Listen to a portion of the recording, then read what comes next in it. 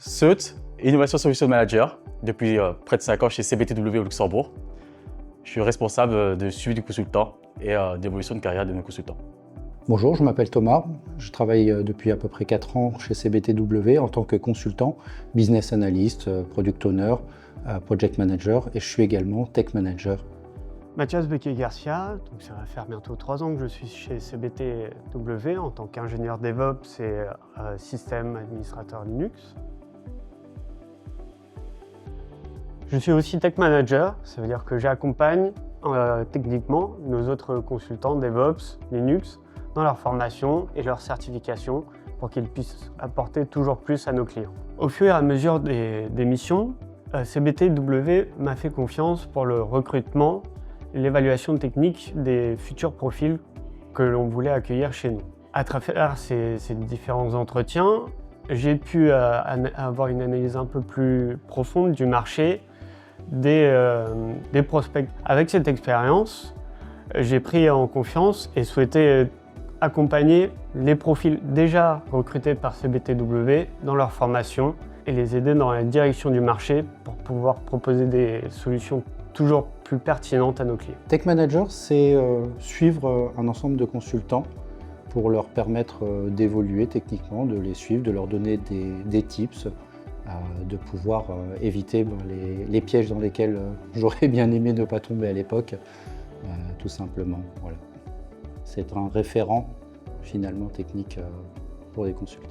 Je pense que j'ai toujours été intéressé par l'humain, aider les autres et moi-même finalement à grandir, à trouver du sens dans le travail. Et je pense que c'était un peu naturellement que je me suis porté vers ce rôle-là. Comment je suis devenu Innovation and Solution Manager? C'est bien simple, en fait on a un besoin dans la société pour répondre à des besoins techniques, donc de solutions. L'objectif de la solution, c'est de proposer quelque chose à haute valeur ajoutée pour nos clients. Et c'est comme ça que je suis devenu ISM, via ce biais-là, en proposant des solutions liées au cloud et à l'infrastructure. Donc on a un biais, c'est l'accessibilité via l'audit de configuration, donc que ce soit via du Linux, du Windows ou aussi de la sécurité, de l'évolution, de la remédiation de ces solutions, de ces audits, et enfin, le managed services qu'on propose aussi pour nos clients.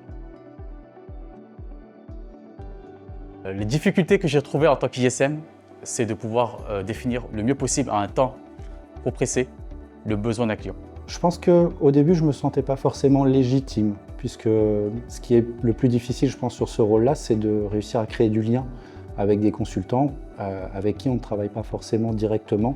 Ce que je voulais vraiment, c'était trouver une place pour co-construire avec des personnes. Et je pense que j'ai réussi dans la plupart des cas, pas forcément à 100%, mais j'y travaille en tout cas. Mais je pense que c'est vraiment une bonne réussite et une belle réussite. Le conseil que je peux donner en tant que Innovation and Solution Manager, c'est la partie commerciale et technique. C'est-à-dire que l'ISM, c'est la personne qui va faire le lien entre la technique et le commercial vis-à-vis des clients.